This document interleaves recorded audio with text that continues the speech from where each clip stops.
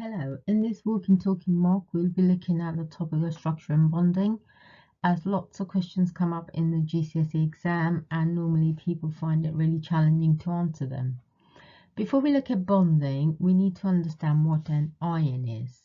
So, ion is an atom that has lost or gained an electron, and you will notice if a metal loses electron, it forms a positive charge, and if it's a non-metal, it forms a negative charge. So if I have elements in group 1, they get +1 charge because they lose 1 electron.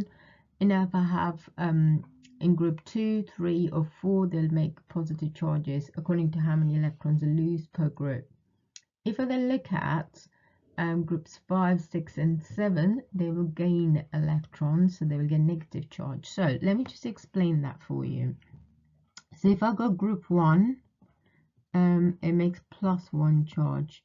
Group 2 is 2+, and group 3 will make 3+ charge because that's how many electrons they will lose to get a full outer shell, which is 8 electrons in the outer shell.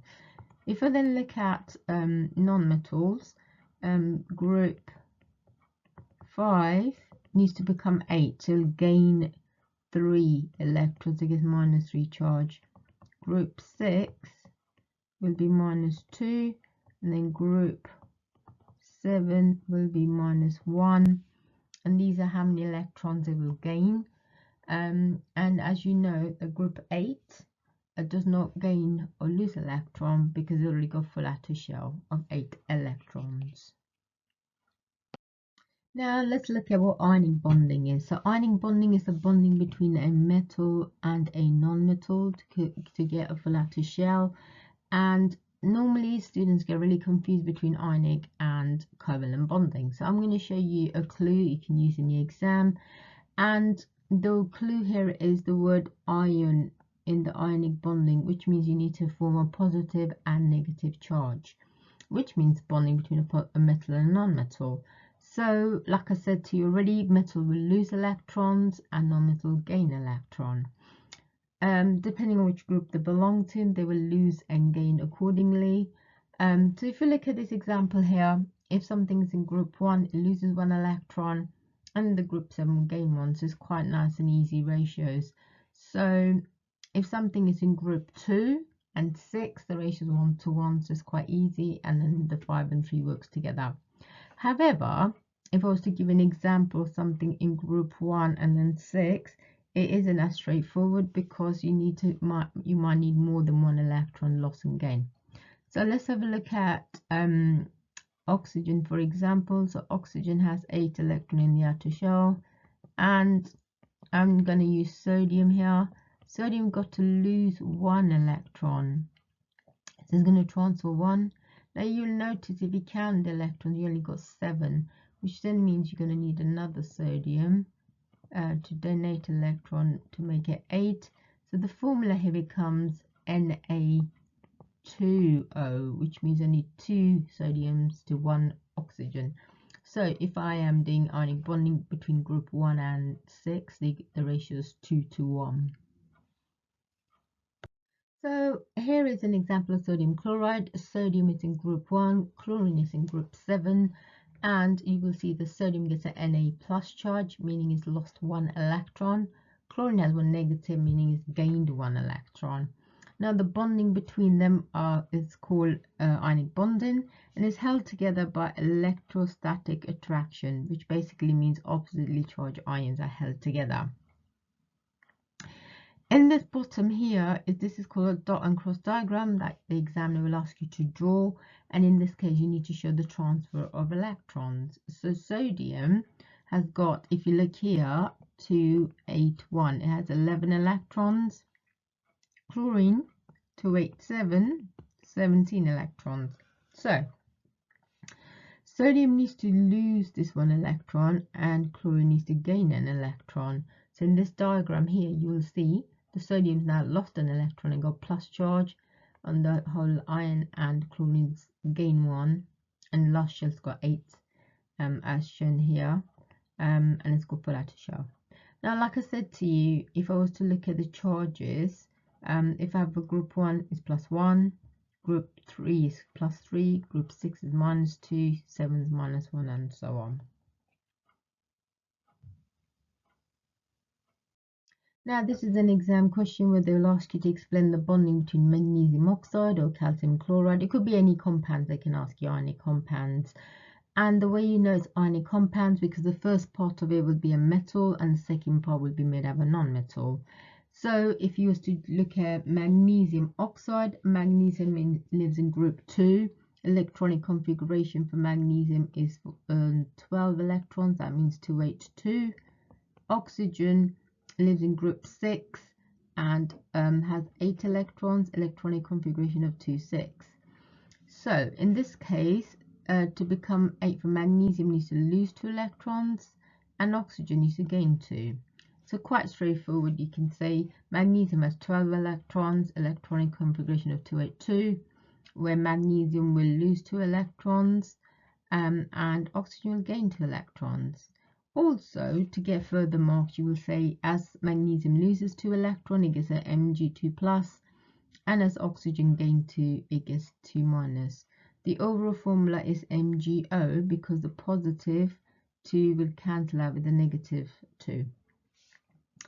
On the other side, with calcium chloride, calcium has got 20 electrons in the outer shell, electronic configuration of 2A82, and chlorine has 17. And in this case, you're going to need 2 chlorine ions to 1 calcium, because calcium needs to lose 2 electrons. But each of these chlorine only need 1 electron each, hence your formula is CaCO2.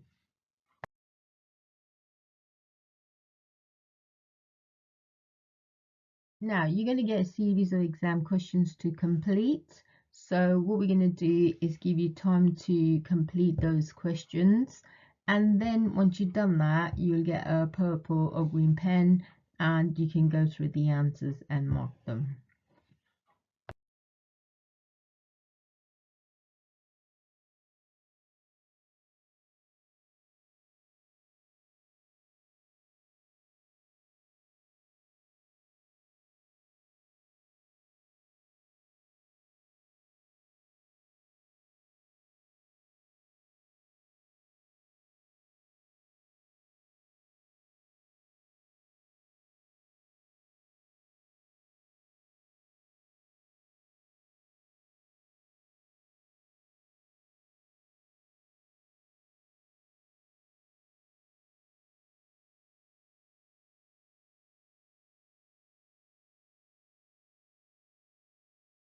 I'm going to be looking at covalent bonding now, and like I said, it gets confusing. So the word co means like sharing with things. In this case, we're going to have 2 non-metals that's going to be sharing pair of electrons.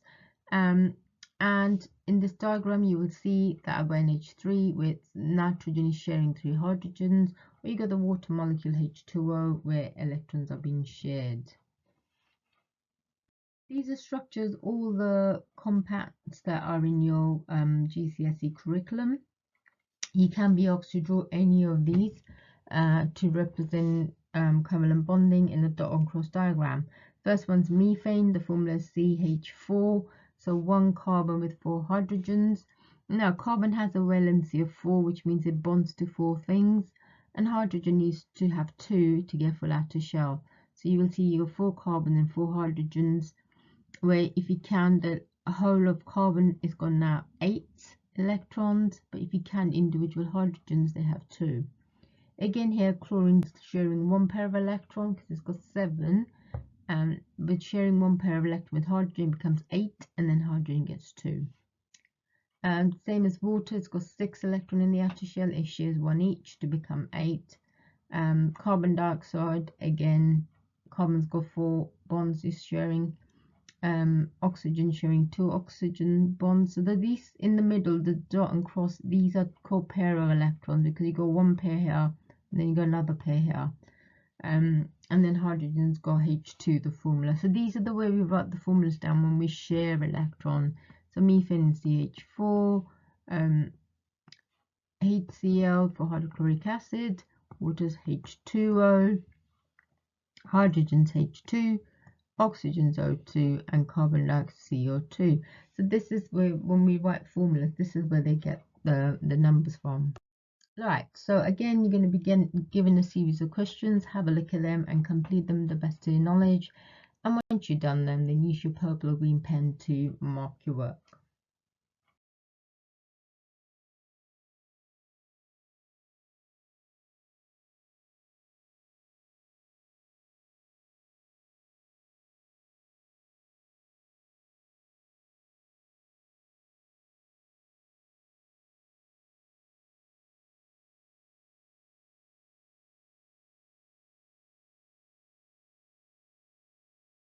Right, just going to be looking at the properties of ionic compounds, simple and giant covalent compounds, and metallic compounds. So in terms of properties, we're looking at melting and boiling points, solubility, and conductivity of electricity. As you will be aware, the ionic compounds have regular structure, which is called giant ionic lattice, and that means this here is a lattice.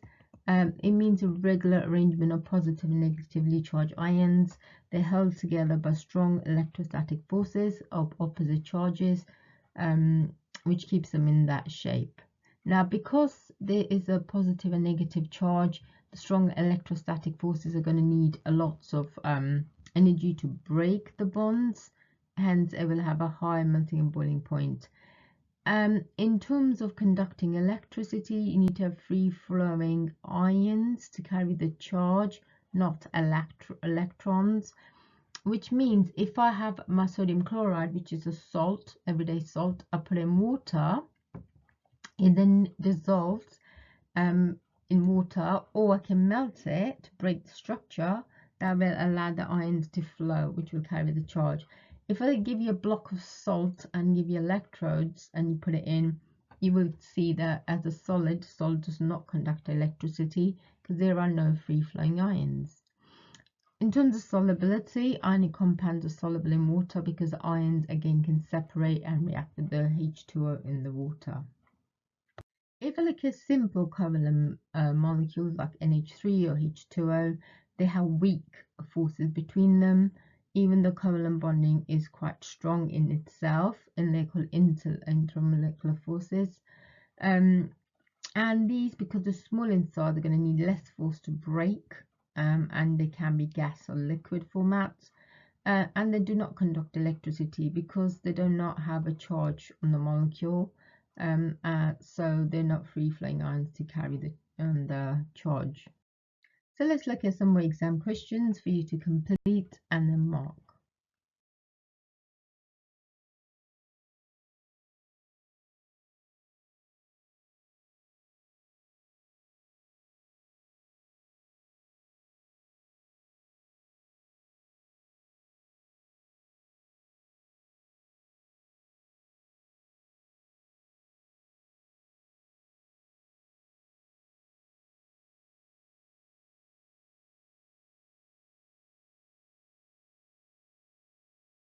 Here we're looking at giant covalent structures. The top structure is of diamond and the bottom is of graphite. They're both forms of carbons, so they're allotropes of carbon as well. And we're going to look at why diamond is so different to graphite despite they're both made out of the same element.